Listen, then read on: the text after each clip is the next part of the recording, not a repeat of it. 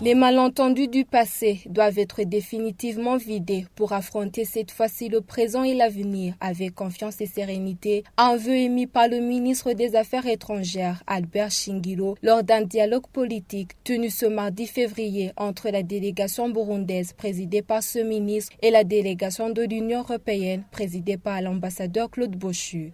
D'après le ministre burundais des Affaires étrangères, les deux délégations n'ont pas droit à traîner les pieds dans les dialogues, car les peuples de leurs pays respectifs attendent qu'elles trouvent solution aux conflits qui les opposent.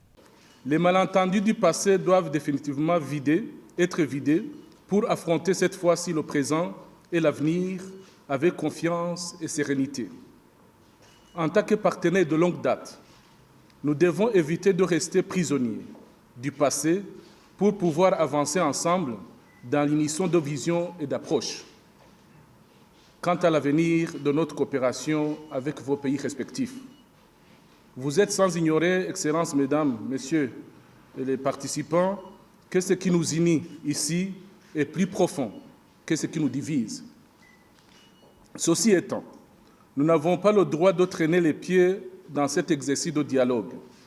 Nous devons décoller nos pieds du sol et travailler d'arrache-pied afin de conclure ce dialogue dans les plus brefs délais. Les peuples de nos pays respectifs nous observent en ce moment. Nous avons donc le devoir du résultat, pas n'importe quel résultat, mais du bon résultat. C'est ce que nos peuples attendent de nous. Si nous réussissons, ce sera un succès partagé. Et si nous échouons de même, ce sera un échec partagé.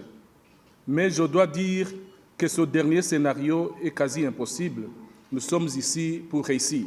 Pour sa part, la délégation de l'Union européenne a réaffirmé sa volonté de dialoguer avec le gouvernement burundais. Cependant, le chef de cette délégation insiste sur cette volonté de dialoguer, car d'après lui, là où il y a la volonté, il y a le chemin.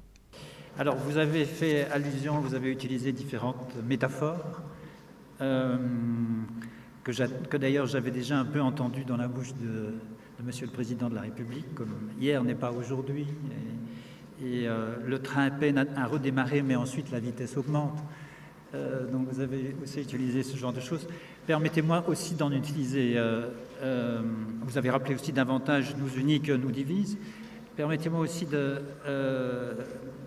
d'en citer une qui est de Robert Louis Stevenson, qui est un grand voyageur, comme vous savez, qui est un poète, un écrivain écossais, et qui disait que l'essentiel est le cheminement.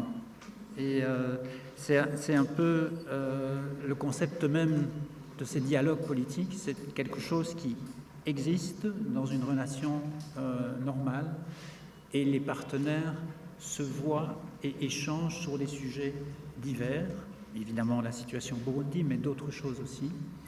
Et donc c'est ensemble qu'ils cheminent. Et puis je terminerai en disant aussi, et celle-là je pense que c'est une citation apocryphe, là où il y a une volonté, il y a un chemin. Voilà.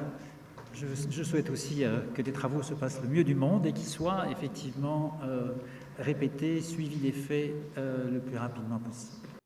Signalons que ce dialogue politique entre le gouvernement burundais et l'Union européenne est le tout premier dialogue organisé après la suspension de l'aide directe de l'Union européenne au gouvernement burundais en 2015.